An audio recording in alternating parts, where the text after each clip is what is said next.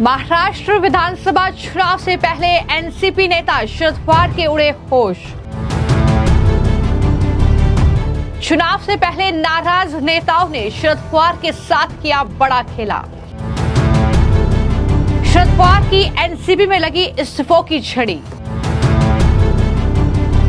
महाराष्ट्र विधानसभा चुनाव की उल्टी गिनती शुरू हो चुकी है, लेकिन चुनाव से ठीक पहले एनसीपी नेता शरद पवार को सबसे बड़ा झटका लगा है। जी हां, शरद पवार की पार्टी एनसीपी के कई नाराज नेताओं ने अपने पद से इस्तीफा दे दिया है। ये बड़ी खबर सामने आ रही है। यानी एक तरफ शरद पवार जश्न मना रहे थे कि अजीत पवार के गुट से हमारे खेमे में कई नेता पहुंच रहे हैं, लेकिन यहां पर ये बड़ी खबर है कि शरद पवार की पार्टी के कई नाराज पदाधिकारियों ने अपने पद से इस्तीफा दे दिया है। खबर यह है कि अमरावती जिला अध्यक्ष प्रदीप राउत के इस्तीफे से ये तमाम नेता नाराज थे, ये तमाम पदाधिकारी लगातार नाराज थे, जिसके चलते उन्होंने ये बड़ी बगावत की है और इस तरीके से बड़ी संख्या में ये इस्तीफे जो हैं वो दरअसल शरद पवार की पार्टी से हुए हैं। तो कहीं ना कहीं एक बहुत बड़ा झटका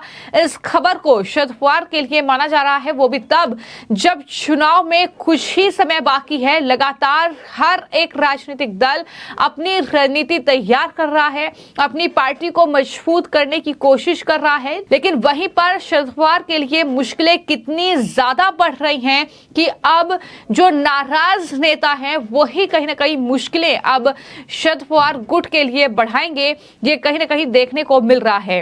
दरअसल खबर यह है कि लोकसभा चुनाव में जो एनसीपी शरद पवार गुट के अमरावती से जिला अध्यक्ष थे प्रदीप राउत, उनके पास अमरावती और वर्धा लोकसभा क्षेत्र की जिम्मेदारी जो है वो लोकसभा चुनाव में शरद पवार ने उन्हें दी थी। दोनों जगहों पर महाविकास अघाड़ी के सांसद भी चुने गए। यानी कुल मिलाकर खबर यह है कि प्रदीप राउत ने अच्छे से अपनी जिम्मेदारी का निर्वहन किया।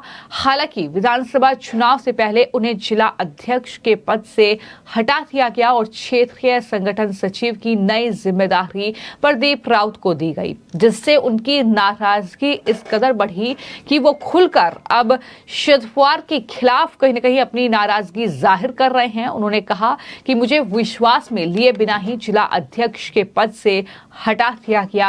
ये प्रदीप राउत की नाराजगी है जो खुलकर सामने आई है। वहीं मैं आपको बता दूं कि इस नाराजगी का नतीजा ये हुआ है कि दरअसल उसके बाद अब इस्तीफे पर इस्तीफे एनसीपी जो शरद पवार का गुट है उससे कहीं ना कहीं देखने को मिल रहे हैं। हालांकि प्रदीप राउत ने आरोप ये भी लगाया कि दरअसल उन्हें जिला अध्यक्ष पद से हटाने का जो फैसला लिया गया उसके लिए पार्टी के पूर्व जिला अध्यक्ष सुनील वरहाड़े, विधानसभा के पूर्व उपाध्यक्ष शरद तसरे और प्रकाश बोम्बड़े जिम्मेदार थे। हमें बिना कोई कारण बताए ये चर्चा किए बिना निकाल दिया गया, ये सीधा आरोप उनका है। और उन्होंने कहा कि हम अपनी पूरी निष्ठा और लगन के साथ काम के साथ जो है वो पार्टी के लिए काम कर रहे थे, लेकिन उनके काम का भी अपमान हुआ है, उनकी निष्ठा का भी ये अपमान है।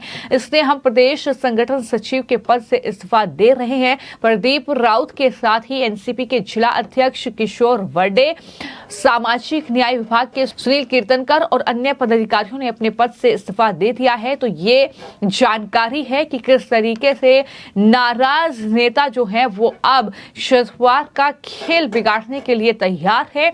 इस तरीके से एक नेता को नाराज किया, लेकिन उसके चलते कई पदाधिकारियों ने पार्टी से इस्तीफा दे दिया है। और खबर यह है कि जो प्रदीप राउत हैं अमरावती के क्षेत्र में उनका अच्छा खासा जो कहीं ना कहीं वर्चस्व है, लेकिन बावजूद इसके क्योंकि उन्हें जिला अध्यक्ष के पद से शरद पवार ने हटाया, तो ऐसे में वो नाराज हो गए और अब खुलकर वो शरद पवार के खिलाफ बगावत कर रहे हैं। लेकिन सवाल तो यही है कि क्या वहां से बगावत करके वो महायुति का रुख करेंगे, यानी अजीत पवार के साथ जाएंगे या किस पार्टी को सपोर्ट करेंगे। कहीं ना कहीं अमरावती में बीजेपी भी मजबूत होने की कोशिश लगातार कर रही है। तो लगातार ये दल बदलने का दौर जो है वो कहीं ना कहीं जारी जारी है, क्योंकि महाराष्ट्र का ये चुनाव काफी ज्यादा महत्वपूर्ण है। जिस तरीके से पिछले 5 सालों में जो सरकार महाराष्ट्र में चली है, जिस तरीके से 2.5 साल तक उद्धव ठाकरे मुख्यमंत्री रहे, फिर उसके बाद शिंदे मुख्यमंत्री बने, और जिस तरीके का राजनीतिक उलटफेर जो है वो महाराष्ट्र में देखने को मिला है, इन सब के बाद अब देखना दिलचस्प होगा कि जब शिवसेना और जब एनसीपी 2 खेमों में बढ़ चुकी है, एक तरफ सत्ताधारी जो खेमा है उसमें शिंदे है, उसमें अजीत पवार है, उसमें बीजेपी है, तो वहीं पर दूसरी ओर महाविकास अघाड़ी उद्धव ठाकरे है, कांग्रेस पार्टी है, शरद पवार की पार्टी है। तो कौन किस पर भारी पड़ता है, ये कहीं ना कहीं ये विधानसभा का चुनाव तय करेगा।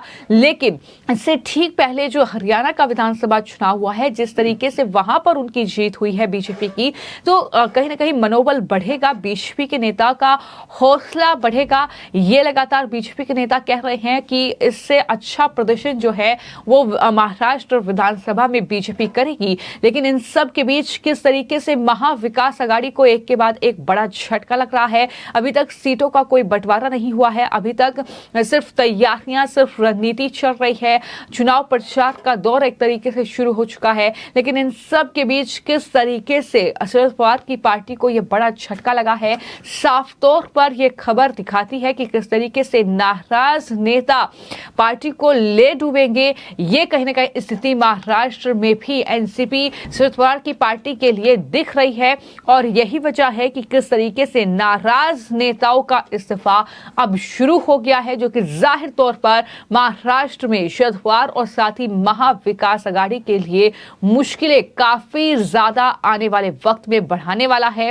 हालांकि शरद पवार खुश थे कि कई नेताओं की घर वापसी हुई है, लेकिन जिस तरीके से वहां पर नाराजगी का सामना उन्हें नेताओं की करना पड़ रहा है, अपने ही नेताओं के नाराजगी का सामना करना पड़ रहा है, प्रदीप राउत जैसे नेताओं ने बगावत कर ली है, जिसके बाद ये इस्तीफों की झड़ी जो है वो कहीं ना कहीं देखने को मिल रही है। क्योंकि उनका यही कहना है कि हमें बिना किसी कारण के जो है निकाला गया है पार्टी से, कोई चर्चा हमारे साथ नहीं हुई है। तो जाहिर तौर पर यह बगावत अब कितनी महंगी शरद पवार को पड़ेगी, अब महाविकास अघाड़ी को पड़ेगी, ये तो आने वाले वक्त में ही देखना होगा। क्योंकि महाराष्ट्र का ये विधानसभा चुनाव अब कहीं ना कहीं एक दिलचस्प मोड़ पर नजर आ रहा है। कुछ ही वक्त महाराष्ट्र के इस चुनाव में बचा है, जहां पर लगातार प्रधानमंत्री नरेंद्र मोदी से लेकर बीजेपी के तमाम दिग्गज नेता जो है वो अब महाराष्ट्र का दौरा कर रहे हैं, महाराष्ट्र में वो जनसभा को संबोधित कर रहे हैं। अब लगातार जो है चुनावी कहीं ना कहीं रेवटियां बटनी शुरू हो गई है। लेकिन इन सब के बीच जो असल मतदाता है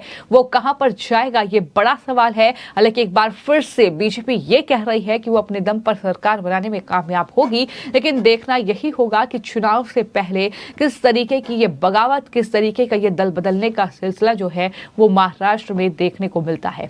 फिलहाल आपकी इस खबर को लेकर क्या राय है, हमें कमेंट बॉक्स में जरूर लिखें। धन्यवाद।